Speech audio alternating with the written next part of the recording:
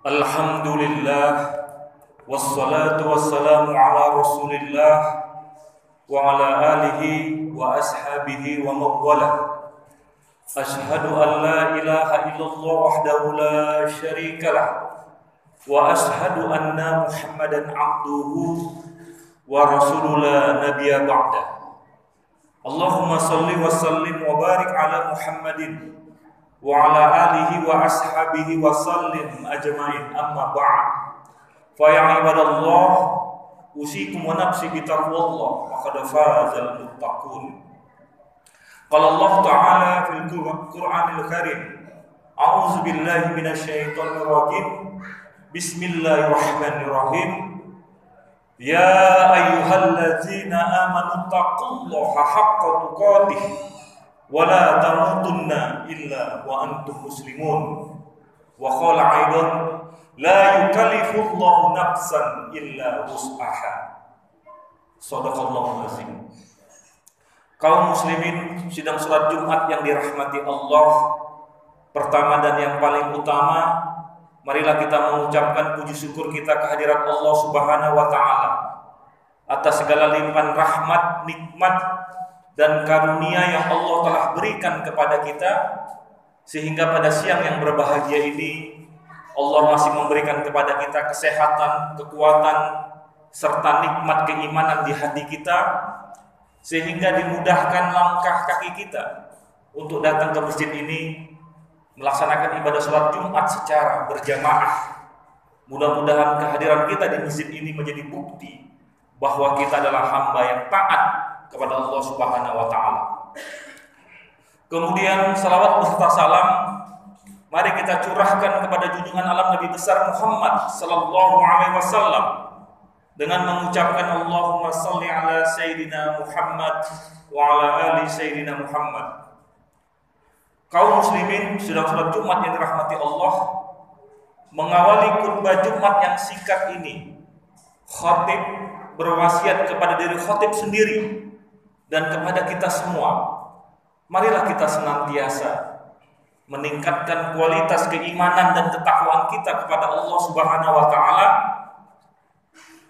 Karena dengan meningkatkan kualitas dan keimanan kita kepada Allah Subhanahu wa taala, ini merupakan jalan dan cara kita mendapatkan surga dari Allah Subhanahu wa taala. Kaum muslimin sidang salat Jumat yang dirahmati Allah. Di dalam hidup ini tentunya kita akan mendapatkan berbagai macam cobaan. Cobaan yang kita dapatkan dari Allah Subhanahu wa taala bisa jadi berupa kehilangan harta, bisa jadi berupa kehilangan orang-orang yang kita cintai, bisa jadi juga bukan persoalan yang terkait dengan kesulitan hidup atau kehilangan sesuatu, tetapi cobaan juga bisa berupa nikmat yang berlimpah atau mungkin jabatan yang kita miliki. Maka dari itu, kaum muslimin sedang salat Jumat yang dirahmati Allah, sebagai seorang yang beriman, kita harus memahami bagaimana perspektif kita di dalam menghadapi cobaan hidup. Di dalam Al-Quran, di surat Al-Baqarah ayat 286, sesungguhnya Allah sudah menegaskan dan menjelaskan, Bismillahirrahmanirrahim, la yukallifullahu nafsan illa wus'aha. Allah tidak akan memberikan satu beban atau cobaan, sesungguhnya seseorang tersebut akan mampu menghadapi beban atau cobaan tersebut. Maka perspektif pertama kita ketika kita mendapatkan cobaan dari Allah Subhanahu wa taala, apakah kehilangan, apakah kekurangan rezeki, maka yang pertama kita harus berprasangka baik dulu, berhusnuzon. Dengan berhusnuzon, maka ini akan memberikan ketenangan di hati kita, bahwa ada hikmah yang bisa kita ambil dari seluruh peristiwa yang kita hadapi. Karena memang berbagai macam peristiwa yang kita hadapi dalam hidup ini, banyak hal-hal yang memang tidak mampu kita kendalikan. Karena bisa jadi itu sebuah takdir yang Allah sudah berikan kepada kita. Maka yang harus kita lakukan adalah bagaimana cara kita merespon terhadap berbagai macam peristiwa yang kita hadapi. Misal, ketika kita menghadapi suatu peristiwa di mana kita dicoba oleh Allah Subhanahu wa taala dengan sakit yang berkepanjangan, maka bagaimana cara kita meresponnya agar dia menjadi sesuatu yang baik?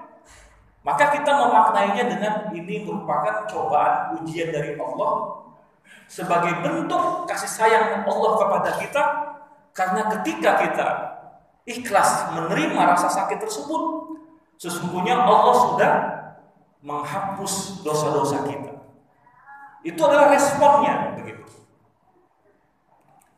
Ketika dulu kita dihadapkan oleh COVID-19 hampir lebih kurang 2 tahun, tidak sedikit kita menghadapi situasi kesulitan dalam aspek ekonomi. Tidak sedikit ribuan bahkan jutaan orang tidak dapat lagi bekerja sebagaimana biasa. Peristiwa COVID yang Allah berikan kepada kita adalah hal-hal yang bisa jadi tidak bisa kita kendalikan, karena memang ini ujian dari Allah. Maka secara otomatis bagaimana cara kita merespon? Maka kita ambil hikmahnya. Setiap hari kita melihat, menyaksikan, mendengar, ada saja saudara kita, rekan kita, atau mungkin pemberitaan di televisi yang orang meninggal karena COVID-19. Nah, ketika kita menyaksikan, mendengar, melihat, merasakan bagaimana orang meninggal, maka apa yang bisa kita rasakan? Respon apa yang bisa kita berikan? Maka semakin membuat kita takut kepada Allah Subhanahu wa taala. Maka tidak sedikit orang yang bertaubat, yang kemudian mengambil jalan untuk semakin mendekatkan diri dia kepada Allah Subhanahu wa taala karena menghadapi situasi Covid ini. Artinya dengan adanya Covid, banyak orang menjadi beriman dan bertakwa, menyadari betapa lemahnya posisi kita sebagai manusia, menyadari betapa mudahnya Allah mengambil posisi-posisi jabatan atau mungkin otoritas yang kita miliki selama ini pada saat tidak adanya Covid, tiba-tiba kita berhenti bekerja.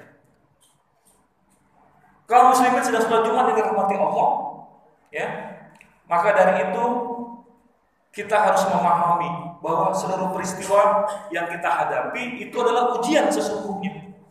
Tetapi yang paling terpenting adalah bagaimana merespon ujian tersebut dengan perspektif yang positif, dengan cara berhusnuzon kepada Allah Subhanahu wa taala. Kaum muslimin sedang sholat Jumat yang dirahmati Allah. Pada saat COVID-19 juga tidak sedikit orang yang kemudian beralih dari seorang pegawai menjadi seorang wirausaha, dan ternyata tidak sedikit berhasil. Justru dengan adanya Covid, dia memiliki dan kemauan serta keberanian, karena ada situasi yang mendesak, mau tidak mau harus tetap mendapatkan rezeki. Maka dia terus berusaha dan berhasil menjadi wirausaha. Yang awalnya kerja sebagai karyawan hanya 3-4 juta gajinya, sekarang dia bisa beromset 20-30 juta. Nah, itu hikmah yang Allah berikan apabila kita mau berhusnuzon kepada Allah Subhanahu wa taala. Kaum muslimin sedang sholat Jumat yang dirahmati Allah. Agar kita juga kuat dan sabar terhadap ujian ataupun cobaan dari Allah Subhanahu wa taala, maka kita bisa belajar dari para pendahulu kita, terutama para nabi. Kita bisa belajar dari Nabi Ibrahim. Jadi ketika kita diuji, dicoba, sesungguhnya kita menjalani hal-hal yang dulu diberikan oleh para nabi. Maka ada sebuah hadis yang menyebutkan bahwa orang-orang yang mendapatkan ujian itu bukti cinta Allah kepada dirinya. Sekalian untuk menguji apakah layak tidak disebut sebagai orang beriman dan bertakwa. Karena para nabi itu mendapatkan ujian yang luar biasa. Kita tahu bagaimana Nabi Ibrahim diuji memiliki seorang ayah yang bekerja membuat berhala dari seorang raja yang bernama Raja Namrud. Itu ujiannya luar biasa. Kemudian diuji dengan dibakar oleh Raja Namrud karena melawan dan merobohkan berhalanya si Raja Namrud. Tidak cukup, Allah juga menguji dengan sekian lama tidak memiliki anak. Berpuluh-puluh tahun menikah dengan Siti Hajar dan tidak memiliki anak.